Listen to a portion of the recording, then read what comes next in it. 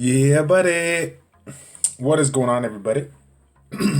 It's Childish back at it again with some issues with my throat.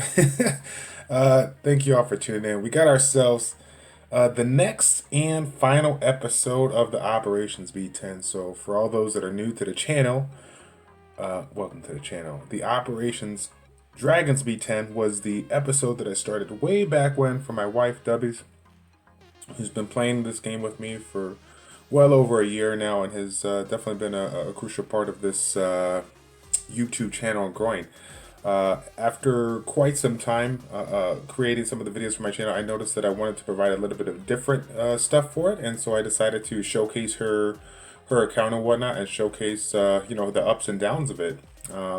Dubbies is part of the community that a lot of people can relate to when it comes to maybe getting some of the luck when it comes to some nat 4s or whatnot along the way to kind of help your progression, but not the runes that were needed to get going through. So if you haven't seen the first two episodes of Operations Dragons B10, it'll basically showcase a compilation of parts along her PvE progression when it comes to Giants B10 and Dragons B10, show the struggles and the changes that she needed to make in an effort to clear it and whatnot. So we were stuck, just to kind of give it like a long story short, we were stuck on, she had herself a handful of 5 stars and 6 stars with some some rare units whatnot, but she was struggling with getting herself some high quality 5-star runes. So we were stuck on Giants B6 for quite some time, just working on magic there, and then we progressed from Giants B6 to Giants B8, stayed there for a few months, Giants B8 to Giants B10, stayed there for a long time, and of course, as you could imagine, we started out with 10-minute runs, and then we mixed up our team, got it down to like 4 or 5-minute runs, and then we got a few more units, summoned Veromos, whatnot, which took forever, and brought it down to 2 to 3-minute runs, and then of course we took that overall team and moved it over to Dragons. I believe that if your team is on point when it comes to Giants B10, you can literally take that same team, go to the face on the Dragon, and on Dragons B8, and still get the job done. Obviously, the RNG will kind of come down with your buff removers, because you have yourselves, how do I say this? Anything can happen, but if you keep the boss on the Dragons B8 down, mitigated or whatnot with regards to debuffs, you still can get the job done. Once we got that Dragons B8 clear, we moved on to Dragons B9, sat there for quite some time farming, and then I was able to go ahead and have the opportunity to, that was about the time where we had the opportunity to re-interview Bomber, right? And Bomber made a valid point in our videos, with regards to, Bernard and the respect in regard, not just for PvP, but for PvE as well. And one of the things that they pointed out was Bernard can be utilized in basically any aspect of the game, even dragons, right? And so obviously we put that to the test. As you saw right there, we were able to clear it with all basically highly obtainable, farmable kind of units.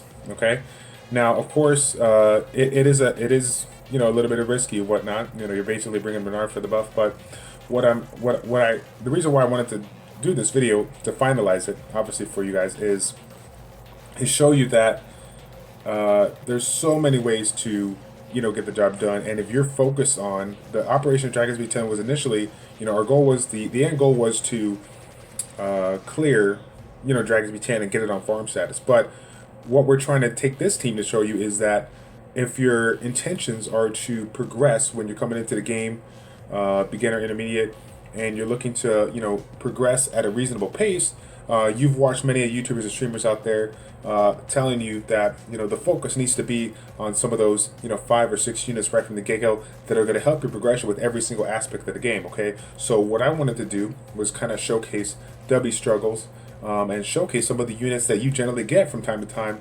and show you that at the end of the day you can get it done. Hopefully this hopefully motivates you to continuously grind those runes, get them on point, so you can kind of see where it is. So what I'm going to do real quick, I want to make sure that see if I can go like this. There you go. So I'm going to showcase her team that you just saw clear, okay, and then we're going to talk about some of the other teams and whatnot that is kind of going in. So Megan right now, Megan and take note. You know, this is why I want to show you guys again. You know, Dragons B10 to the face, and this is not OP status. All right, this is not OP status. So Megan, swift focus. We got ourselves speed, defense, accuracy.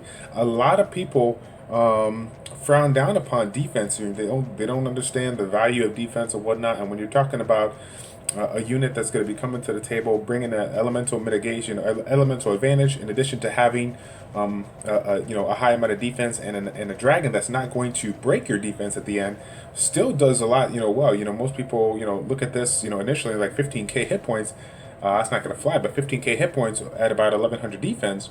It still gets the job done, right? In addition to having the defensive buff or whatnot. So take note, guys. We're so infatuated with speed, hit point, accuracy, speed, hit point, accuracy, substats with the focus runes, but we don't come to realize that defense can play an extremely vital role in the composition of this particular setup here, on this particular unit on the Dragons B10. Okay, so Bernard, again, no, this is not an OP Bernard here. This is just working it in. Speed, swift guard, speed, hit point. It's just fortunate enough to get a little bit of accuracy, 51% accuracy. So the bonus we get, if we get ourselves the opportunity to remove the beneficial effects on the dragons, we will have the we'll get a chance to possibly put the attack and defense break. It's obviously not a reliable thing. We're going wind against fire, but again, it is something that could happen if you're potentially using it. And of course, Bernard, as you know, like we stated previously, it's a very big unit when it comes to all aspects of the game. So if you are fortunate enough to have yourself a good Bernard and you're focusing on improving that Nard to improve your PvP and PvE, then might as well give it a shot and play around with it, right? Let's take a look. So we looked at Mega, we looked at Bernard. Next one up, we would go, oh, I'm sorry, fail. We would go ahead and do Konamiya. So Konamiya, again, another interesting situation here. Again, playing the defensive role, guys. Speed, hit point, defense, and I don't even have this maxed out. We've seen time and time and again on many of videos out there showcasing Konamiya in Dragons B10 without OP runes, and because of its natural base stats and overall just kind of setup, its AI and whatnot, it does a really good job of keeping itself up and keeping the units up and the things. So again, 800 defense, 20k hit points. This is by far not anything close to some of the people that showcase their stuff out there, but I will say that the speed on this particular unit is a little bit higher than most would say, for as far as a not OP unit whatnot. The speed is good, obviously, but we were doing this is a recent upgrade. I was doing this farming. I was farming to the face with plus 50 speed. The 22 extra speed was a recent change in the last rune removal. So overall, it's still doing good. Okay, Veromos. Now this one can be considered good or not. We were doing this at 188 speed. Okay, I recently again did the rune removal, so obviously things are a little bit more improved. But again, 188 speed was still taking it to the face with this particular concept. So let's go ahead and take a look at the rune setup again. Speed, hit point.